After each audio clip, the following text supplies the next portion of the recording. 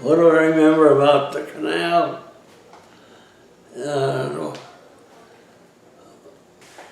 Jolly Captain Dickinson, we called him, never knew him of course.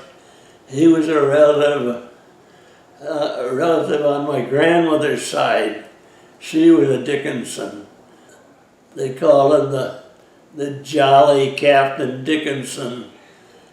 His canal boat which he operated was supposed to be real classy. And one of I suppose the fancy ones, they served food and really lived it up.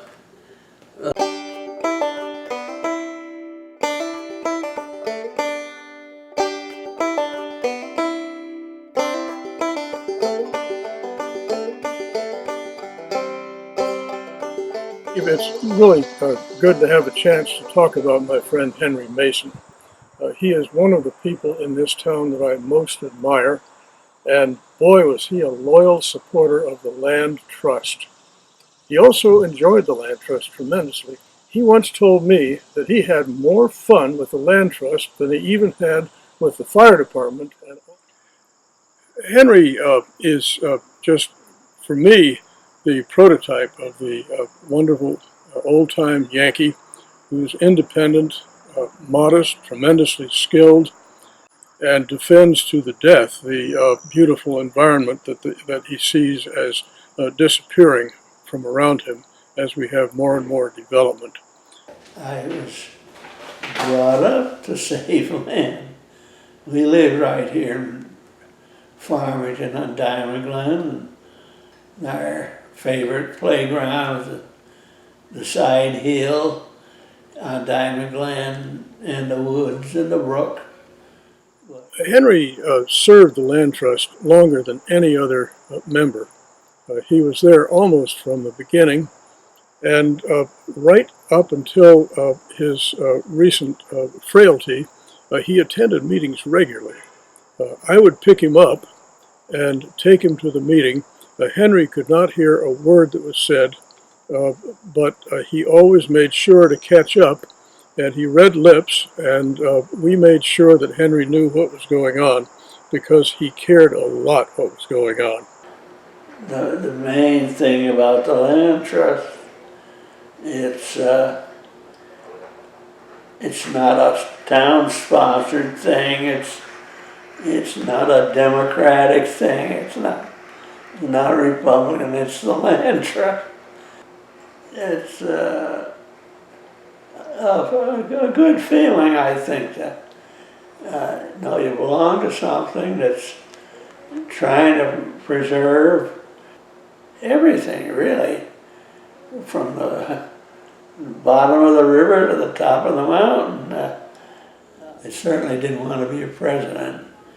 I wanted to be the gopher and the guy who had all the fun with new properties. And he loved to be on the land. He, cut paths and pull out bittersweet, and he used to go down with his lawnmower, just a little push mower in his truck, and work his way through and cut tiny paths everywhere. And it was a good chance to really get to be on the land and see some spots that at the time people really didn't have access to.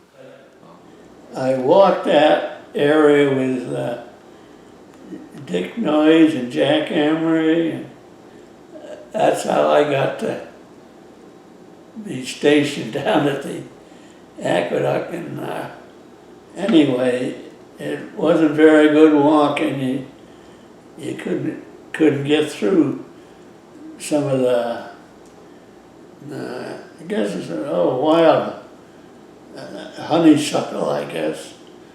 And of course, it was always bittersweet. There was no actually cleared trail.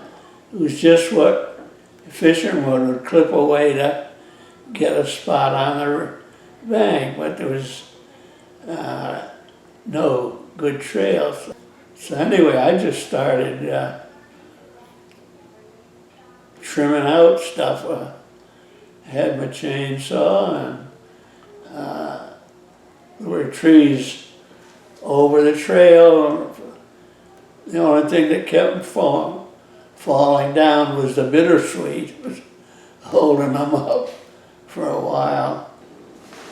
I practically lived at the Yak, but I kind of get through work and have supper and go down. And sometimes on the way home I'd stop. So I decided I should make a loop so you didn't get stuck downriver sort of there. So basically that's what I did, I guess.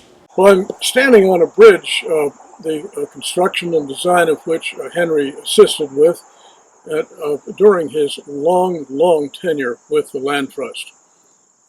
He also developed the nature trail that's behind me, and his love of labeling and identifying things in the woods has led to his creating labels and indicators of various natural features all the way up the nature trail.